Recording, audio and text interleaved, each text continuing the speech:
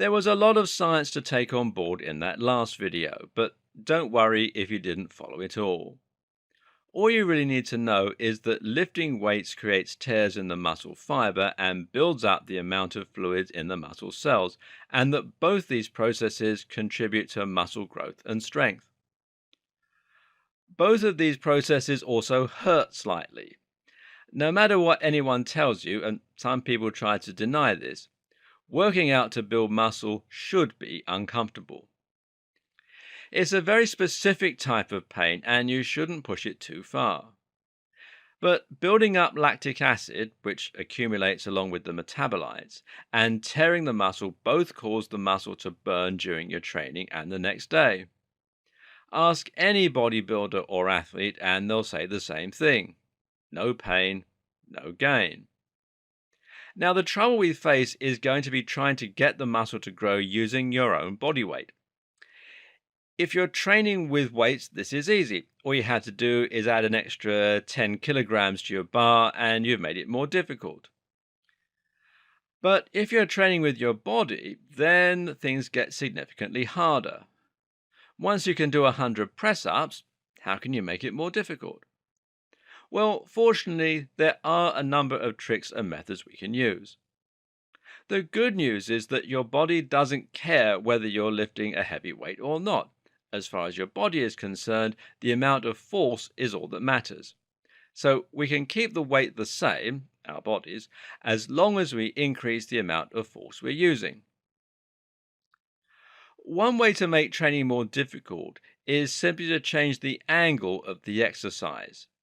This is called extending the lever arm, which basically means that we're moving the weight, our body, further away from the point where we're applying force. This makes the exercise more difficult because the amount of force generated has to be greater. The easiest way to demonstrate this is by doing a press-up. Get into push-up position as you normally would do, but now, instead of performing a press-up like that, you're going to move your arms down slightly so that they're level with the bottoms of your pecs, and you're going to turn your hands to face slightly outward. What you have just done is to extend the lever. Now you're lifting more weight because your body is hanging over the top and the force needs to travel further along your arms and at an angle. Although the amount of weight hasn't changed, the amount of force has, and this is called a Maltese press-up, by the way. As far as your muscle fiber is concerned, acceleration and strength are the same things. In other words, to contract your muscle quickly is exactly the same thing as to contract your muscle hard. This means we can now use something called plyometrics in order to train the same explosive, fast twitch muscle fibers as we would with a heavy weight. The perfect example? Well, clapping press-ups. Simply perform press-ups as normal, but launch yourself up into the air as high as you can and clap once or twice. In doing this, you're still performing press-ups with the same amount of weight, but now you're launching yourself into the air through the sheer acceleration. You'll find you fatigue a lot more quickly as a result. Want to quickly double the amount of weight that you're using to lift yourself during a pull-up? Well, the very simple solution is to remove one arm from the bar. This way, you're now lifting the same amount of weight, but with just one bicep, one lat, and one side of your body. The same applies for press-ups and tricep dips and numerous other types of exercise. At this point, you're probably wondering how you ever get to the point where you can perform pull-ups with one hand. And the simple answer is to transition gradually. In other words, you can start by putting 70% of your weight on one hand and 30% on the other. This requires you to manipulate the amount of force you exert on each side too, and in doing that, you're improving your mind-muscle connection and also your agility and body control. Very cool. So perform a pull-up leaning slightly more to one side, then move more towards the other side on the next rep and continue to alternate like that. This way, you're going to be able to gradually build up the strength to lift yourself entirely with just one side eventually. As you can see then, there are plenty of ways you can make bodyweight training hard. Can you do a handstand push-up with one hand yet? Can you hold planche? Now that's arms on the Maltese push-up position, legs hovering behind you. If not, then you haven't exhausted all the possibilities with bodyweight training yet. The problem is that a lot of people just don't apply these techniques right when doing bodyweight training to try and build muscle. They do 30 press ups 3 times and then they call it a day for pecs.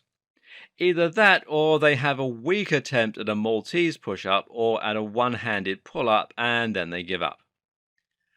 But remember, to accomplish the very most growth, you need to increase volume, and that means the amount of repetitions and the amount of weight. And you need to find ways to push yourself past failure.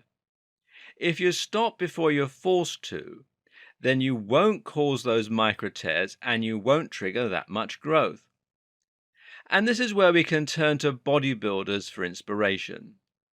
They will combine a number of different exercises in unique ways in order to push past failure and increase their volume and their time under tension.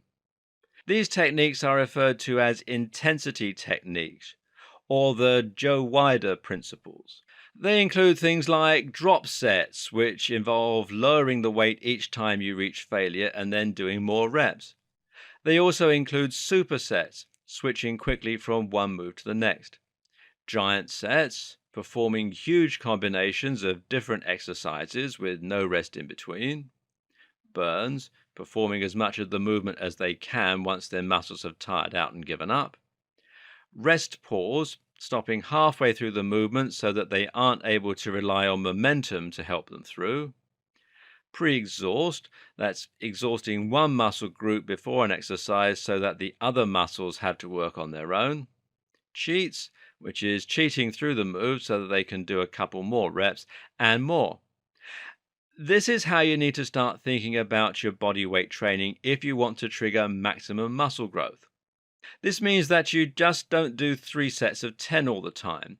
Instead, you might use something called a mechanical drop set, which means that you make the weight lighter each time you fail, but changing your position.